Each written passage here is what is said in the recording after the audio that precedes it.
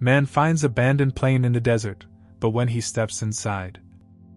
The alarm clock's shrill cry pierced through Ethan's apartment at 4:30 a.m., but he was already awake, staring at the ceiling with bloodshot eyes. Sleep had become a stranger these past months. The walls of his cramped New York studio felt like they were closing in, suffocating him with reminders of deadlines missed, relationships destroyed, and a career that had once burned bright but now flickered like a dying candle. Ethan Morrison, 36 years old and carrying the weight of 1,000 untold stories, had built his reputation as a photojournalist who could capture the soul of abandoned places. Ghost towns, forgotten factories, derelict hospitals. He had a gift for finding beauty in decay, hope in ruin. But somewhere along the way, he had become one of those forgotten places himself. The breaking point had come 3 weeks ago when his editor, Marcus, had called him into the office with that look, the one that said "We need to talk." The magazine was concerned about his recent work. His photographs lacked the passion they once held. His writing had become mechanical, distant. "Take some time off, Ethan," Marcus had said, not unkindly. "Find yourself again." So here he was, loading his weather Jeep Cherokee with camping gear, camera equipment, and enough supplies for a week-long solo trek into the Mojave Desert.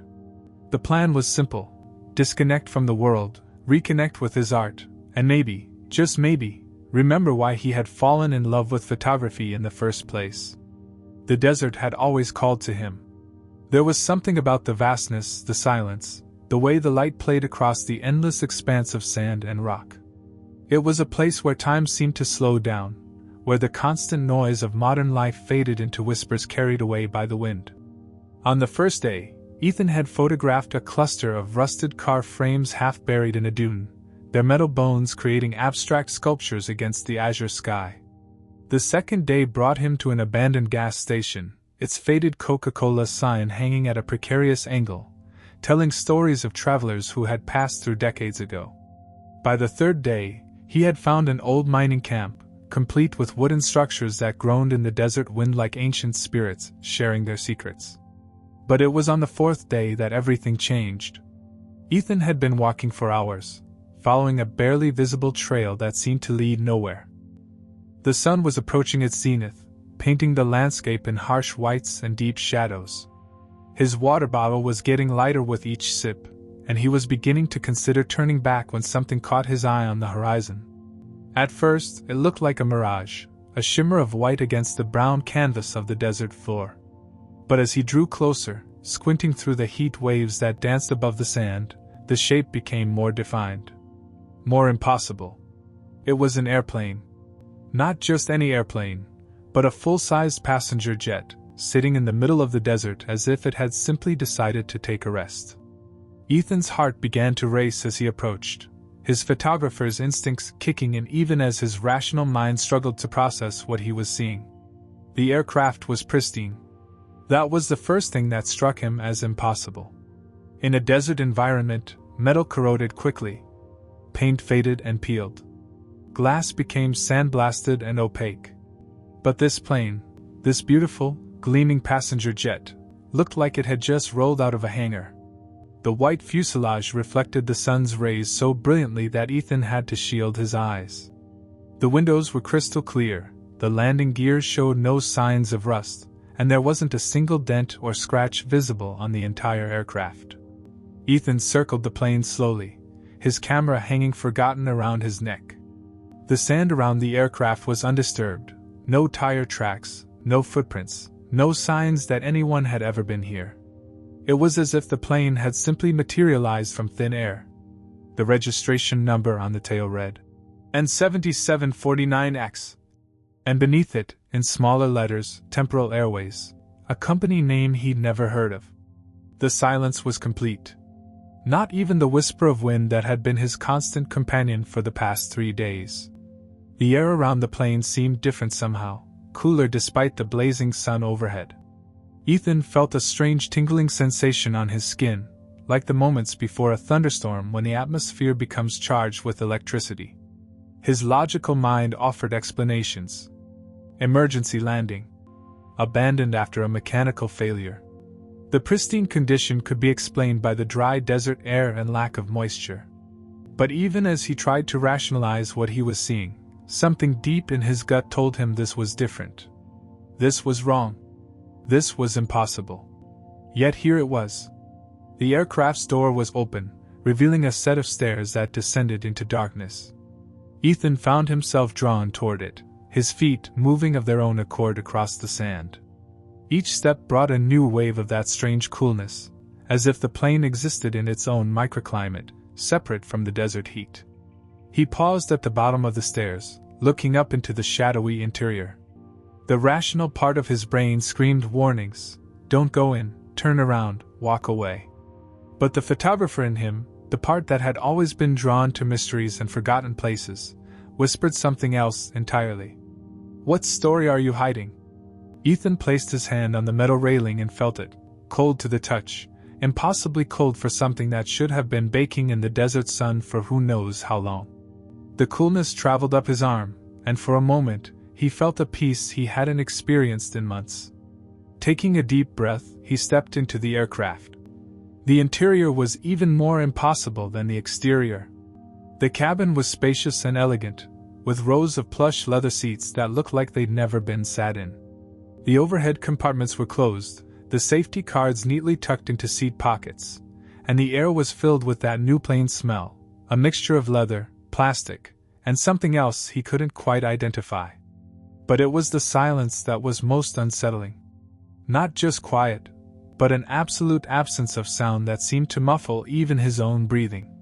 His footsteps on the carpeted aisle produced no sound at all, as if the plane existed in a bubble outside the normal rules of physics. Ethan moved slowly down the aisle, his camera finally finding its way to his hands. But when he raised it to take a shot, he hesitated. Something told him this wasn't a moment to be captured, but experienced.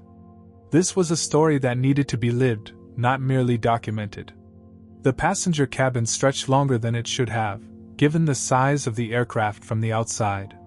Row after row of empty seats, each one positioned perfectly, each one waiting for passengers who would never come. The windows showed nothing but the desert landscape, but even that seemed wrong somehow. The angle of the sun, the color of the sand, it was all subtly different from what he remembered seeing just moments before. As he made his way toward the cockpit, Ethan noticed something else. The air was not just cool, it was alive. It hummed with an energy he could feel in his bones, a vibration so low it was almost inaudible but definitely present. It was like standing inside a tuning fork that had been struck by a giant hand. The cockpit door stood open, revealing the pilot's station with its array of switches, gauges, and screens. Everything was in perfect working order, as if the plane had been frozen in time at the moment of flight. The captain's seat was empty, but the co-pilot's seat. Ethan's breath caught in his throat. There, on the co-pilot's seat, lay a leather-bound journal. It was open, as if someone had just been reading it, and a silver pen rested beside it, still uncapped. The pages were cream-colored and thick, filled with handwriting in dark blue ink. Without thinking, Ethan reached for the journal. The leather was warm to the touch, warmer than everything else in the plane, and as his fingers made contact with it, he felt a jolt of electricity run through his entire body. The first page bore a name written in elegant script, Dr. L. Meyer. And beneath it, in smaller letters, "Time is not a river, but an ocean. And some of us are about to dive very deep indeed." Ethan's hands trembled as he turned the page. Whatever answers he was seeking, whatever story this impossible plane had to tell, he was about to discover them. The desert wind had stopped blowing outside, the sun seemed to hang motionless in the sky, and somewhere in the depths of the aircraft, he could swear he heard the faint sound of footsteps. But that was impossible. He was alone. Wasn't he? Ethan's fingers traced the elegant handwriting on the journal's first page, and he felt an odd sensation, as if the words were somehow familiar, though he was certain he'd never seen them before. The leather binding was supple and warm, almost alive beneath his touch. He settled into the captain's seat, the rich material conforming perfectly to his body, and began to read. Day 1, March 15th. The preliminary tests have exceeded all expectations. What we believed to be theoretical has proven remarkably practical. The human perception of time, I've discovered, is far more malleable than we ever imagined. Through controlled sensory manipulation and environmental isolation, I've been able to create pockets where chronological flow becomes fluid.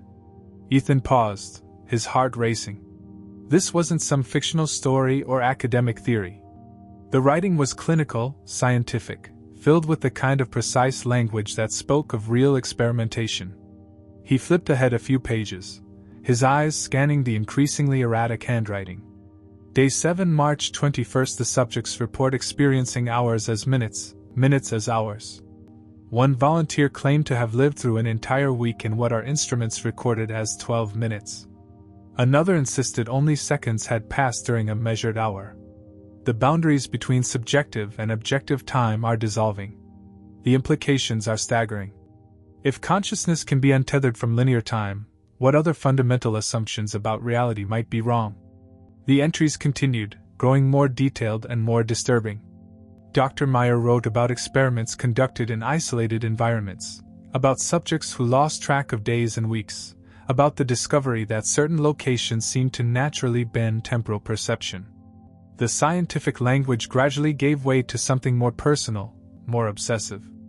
Day 15, March 29th. I found it. The perfect location. A place where the Earth's magnetic field creates natural distortions, where the very fabric of space-time seems thinner. The subjects placed here report experiences that defy explanation, conversations with people who weren't there, memories of events that haven't happened yet, the sensation of existing in multiple moments simultaneously.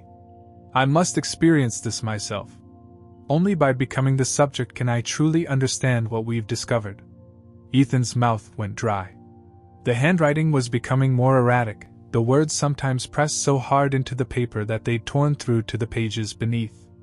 He could feel the desert heat beating against the plane's windows, yet inside the cockpit, the air remained impossibly cool. Day 23, April 6th. The conventional calendar has become meaningless. I write April 6th, but it could be any day, any year.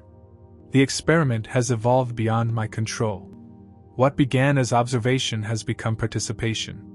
What began as participation has become transformation. The plane serves as an anchor point, a nexus where different temporal streams converge. I've learned to navigate between them, to exist in multiple timeframes simultaneously. But navigation requires a navigator, and I'm beginning to wonder if I'm still the same person who began this journey. The next entry was written in a different pen, the handwriting shakier but more urgent. Day? Time irrelevant. I understand now why ancient cultures worship time as a god. It's not because time is divine, but because it's alive. It feeds on consciousness, on the human need to organize experience into neat sequential packages. But consciousness freed from temporal constraints becomes something else entirely. The plane exists in a bubble, a pocket universe where the normal rules don't apply. Those who enter must be ready to abandon their linear thinking, their desperate need to control the flow of moments. Most cannot. Most flee before they truly understand. But some are drawn here for a reason. Ethan felt a chill run down his spine. The journal entries were becoming increasingly personal, as if Dr. Meyer was writing directly to him. He flipped to the next page, and his blood froze. Day infinity. For the one who finds this, you're reading this because you're ready. The burnout photojournalist, the seeker of forgotten places, the one who has lost his way in the maze of ordinary time. I've been waiting for you, Ethan Morrison. The journal knew his name.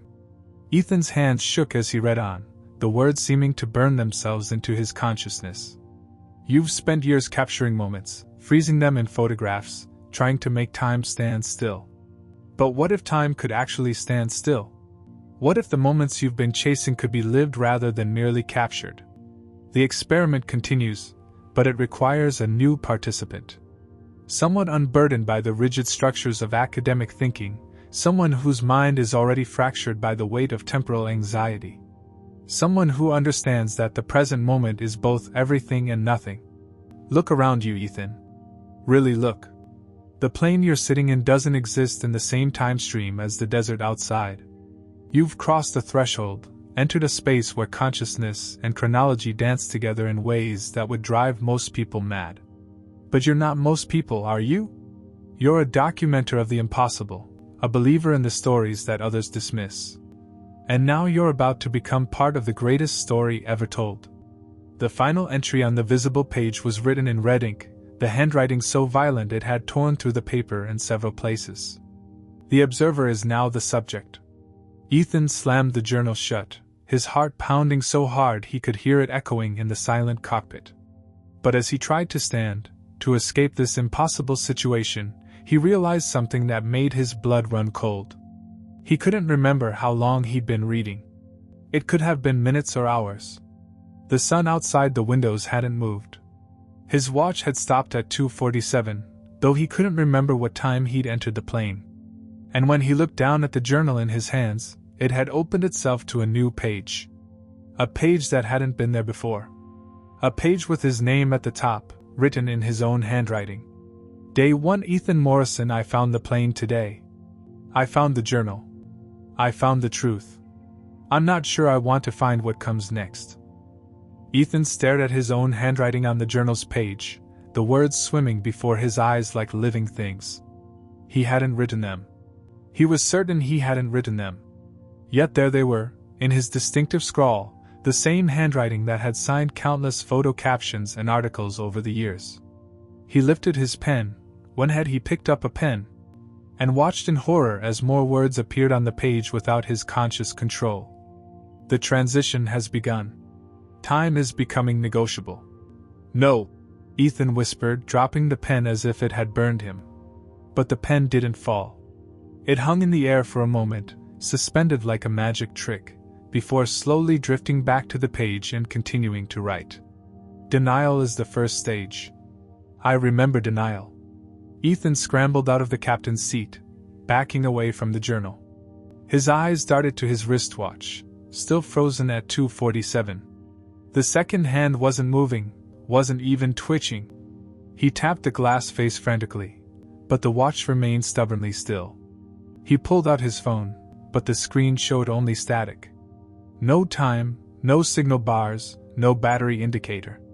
Just gray and white noise that seemed to pulse with its own rhythm. When he looked at his GPS device, the coordinates read 00 degrees 00 foot 00.0.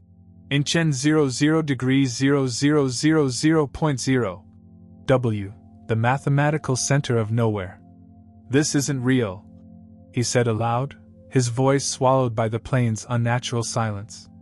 This can't be real. But even as he spoke, he noticed something impossible. His voice had created no echo, no reverberation in the metal cabin. The words simply died the moment they left his lips, as if the air itself was consuming them. He stumbled toward the nearest window, desperate to see the familiar desert landscape, to ground himself in something real and tangible. But what he saw outside made his legs give out. The sun hung motionless in the sky, frozen at its zenith like a golden coin suspended in blue velvet. The shadows beneath the plane weren't moving, weren't shifting even slightly.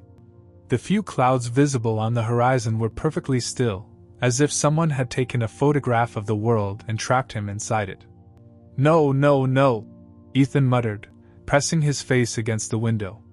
The glass was warm, then cold, then warm again, the temperature fluctuating without any apparent cause. This is just heat exhaustion. Dehydration. I'm hallucinating. But his water bottle was full. He was certain it had been half empty when he'd entered the plane. When had he refilled it? When had he last taken a drink?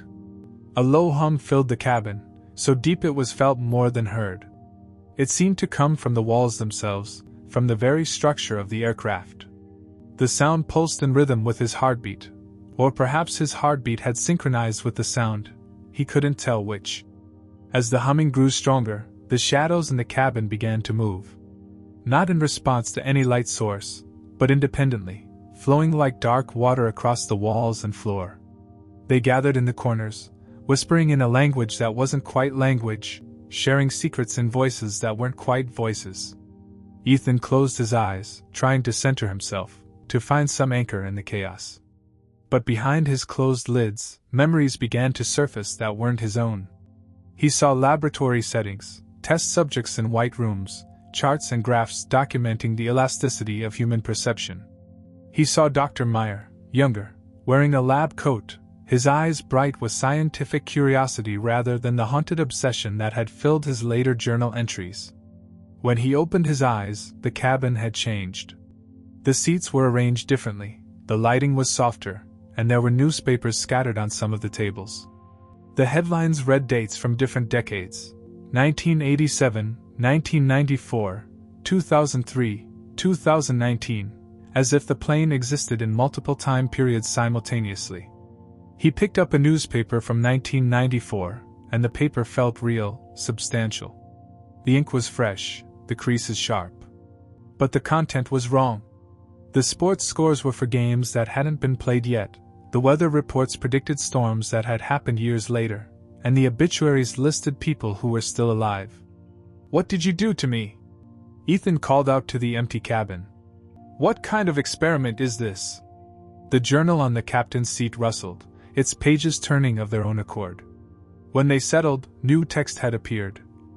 "The experiment doesn't do anything to you, Ethan. It simply reveals what you already are, a consciousness unbound by linear time, a mind capable of existing in multiple moments simultaneously. Most people fight this revelation. They cling to their chronological crutches, their desperate need for before and after. But you're different. You've spent years trying to capture time, to freeze it in photographs. You've always known that the present moment is both eternal and fleeting. Now you're learning to exist in that paradox." Ethan approached the journal cautiously. The words on the page continued to write themselves as he watched. "Look at your hands." He looked down and gasped. His hands were translucent, semi-solid, as if he was becoming a ghost. He could see the cabin floor through his palms, could watch the strange shadows moving beneath his skin. This is what happens when consciousness begins to separate from temporal constraints. You're not disappearing, you're becoming unstuck. Soon you'll understand that the distinction between observer and observed, between experimenter and subject, is just another illusion. The plane is a chrysalis, Ethan. And you're beginning to emerge. The humming grew louder, the shadows danced more wildly, and somewhere in the depths of the aircraft, Ethan heard the unmistakable sound of footsteps approaching. Slow, deliberate, purposeful. He wasn't alone anymore. He had never been alone. The footsteps grew closer, each one echoing with the weight of decades. Ethan's translucent hands trembled as he gripped the back of a passenger's seat, the leather feeling both solid and ephemeral beneath his touch. The sound came from the rear of the aircraft, moving with deliberate purpose through the cabin. He turned slowly, his heart hammering against his ribs, and saw a figure emerging from the shadows near the back of the plane. The man was tall and lean, wearing a pilot's uniform that looked like it belonged to another era, crisp white shirt with gold epaulets, navy blue jacket with brass buttons, and a captain's hat that cast shadows across his weathered face. But it was the eyes that stopped Ethan cold. They were ancient, holding the weight of countless moments lived and relived, filled with a sadness so profound it seemed to bend the air around them. This was a man who had seen too much, experienced too much, remembered too much. "Dr. L. Meyer, I presume," the figure said, his voice carrying the authority of someone accustomed to being obeyed. But there was something else in his tone, a weariness that spoke of infinite patience wearing thin. "You're..." Ethan's voice cracked. "You're him. You're Meyer." The man smiled, and it was like watching sunlight break through storm clouds. "I am. And I am not. I was Dr. Lucas Meyer, temporal researcher, pioneer of consciousness studies, destroyer of lives." He gestured to his uniform. "But here, now, I am Captain Meyer, pilot of a vessel that travels not through space, but through the moments between moments." He moved closer, and Ethan noticed that his footsteps made no sound on the cabin floor. Like everything else in this impossible place, he existed partially outside the normal rules of physics. "You're scared," Meyer observed, settling into a passenger seat with practiced ease. "That's natural. Fear is the first response when the mind encounters something beyond its ability to categorize. But you're still here, still listening. That tells me something important about you. What does it tell you? Ethan asked, his voice barely above a whisper. That you're unburdened. Myers' eyes fixed on Ethan's translucent form. Most people carry their time like chains, regrets about the past, anxieties about the future, desperate attempts to control the present. These chains anchor them to linear existence. But you've already begun to let go. Ethan looked down at his hands, watching the shadows move beneath his semi-solid skin. I don't understand what's happening to me. You're being set free, Myers said simply. The experiment you read about in my journal, it was never about manipulating time. It was about understanding acceptance. About learning to exist in the eternal now without the desperate need to impose order on chaos. He stood and walked to one of the windows, gazing out at the frozen sun. I discovered this place by accident. A convergence point where the Earth's magnetic field creates natural distortions in the fabric of space-time. I thought I could study it, control it, use it to unlock the secrets of human consciousness. But you couldn't, Ethan said. Meyer turned back to him, and for a moment, his form flickered like a bad television signal. I became trapped by my own obsession. I couldn't let go of the need to understand, to document, to prove. I held on to my identity as a researcher, my need to solve the puzzle.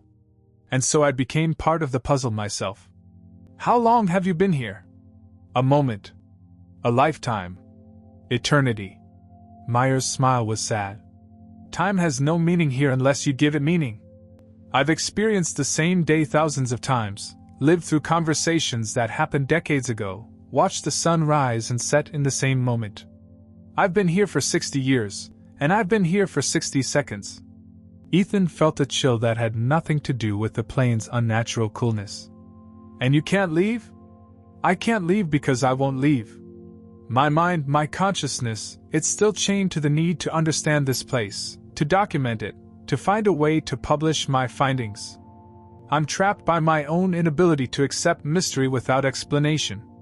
Meyer approached Ethan, and as he drew closer, Ethan could see that the man's uniform was fraying at the edges, that his skin had an otherworldly pallor. He was more ghost than man, more memory than reality. But you're different, Meyer continued. You've spent years photographing abandoned places, finding beauty in things that others have forgotten. You understand that some stories don't need explanations, only witnesses. You've already learned to accept mystery. I don't feel like I've learned anything, Ethan said. I feel lost. Good. Meyer's eyes gleamed with something that might have been hope. Being lost is the first step toward being found. The question is, what do you choose to do with that lostness? The plane around them began to shift, the walls breathing like living things. The shadows in the corners grew deeper, and Ethan could feel something fundamental changing in the air itself. What choice do I have? Ethan asked. Meyer's smile was gentle now, almost paternal. The same choice I faced and failed to make. The same choice every consciousness faces when confronted with the infinite. You can hold on to your need to control, to understand, to impose order on chaos. Or, he gestured to the impossible world around them. You can let go. The words hung in the air like a challenge, and Ethan felt something deep within his chest begin to crack. Not break, crack. Like ice on a frozen pond when the first warmth of spring touches its surface. The fissure spread through his consciousness, revealing depths he hadn't known existed. Let go of what? He whispered, though part of him already knew the answer. Meyer's ghostly form moved closer, and with each step, the cabin around them began to shift. The walls became transparent, showing not the desert outside, but fragments of time itself. Ethan saw flashes of his own life, moments of joy, failure, love, loss, all playing simultaneously like a movie projected on glass. Everything, Meyer said softly. Every regret that keeps you anchored to the past. Every fear that chains you to an imagined future. Every desperate need to control what cannot be controlled. On the translucent walls, Ethan watched himself at 25, young and hungry, taking his first professional photograph. The image shifted, showing him at 30, receiving an award for his war photography. Then 33, sitting alone in his apartment after Sarah had walked out, saying he loved his camera more than he loved her. Sarah, he breathed, the name escaping his lips like a prayer. The memories flooded back, 3 years of love destroyed by his obsession with capturing the perfect moment, his inability to just be present without documenting everything. You photographed your entire relationship, Meyer observed, his voice gentle but cutting. Birthday dinners, quiet mornings, even arguments. You couldn't experience a moment without trying to preserve it, to own it, to make it permanent.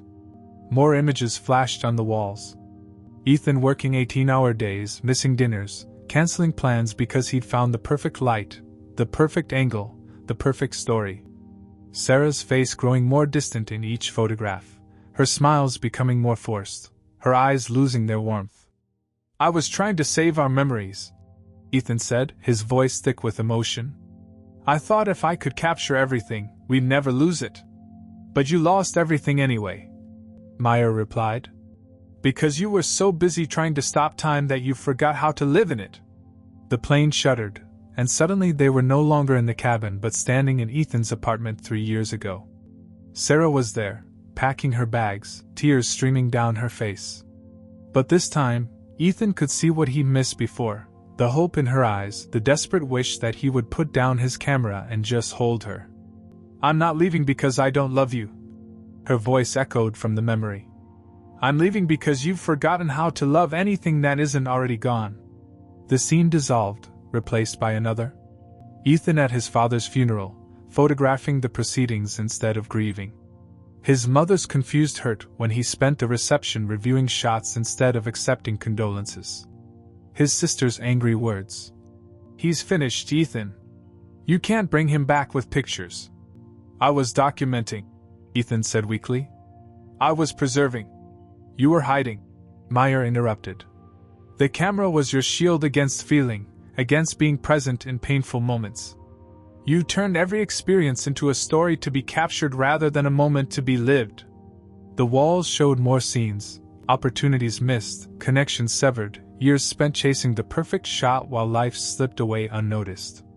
Ethan saw himself growing older, more isolated, more obsessed with freezing time because he was terrified of it passing. The burnout, Meyer continued, wasn't about your work. It was about your soul finally rebelling against the prison you'd built around it.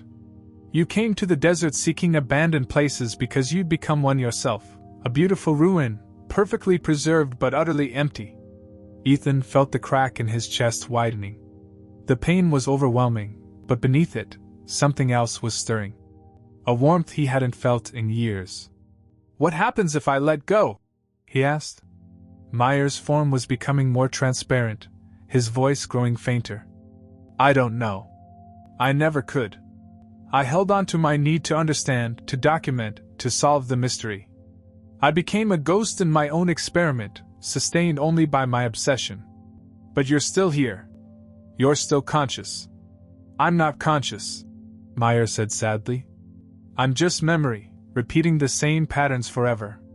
I'm what happens when you choose control over surrender, understanding over acceptance. I'm the cautionary tale you need to avoid becoming. The plane began to fade around them, becoming less solid with each passing moment.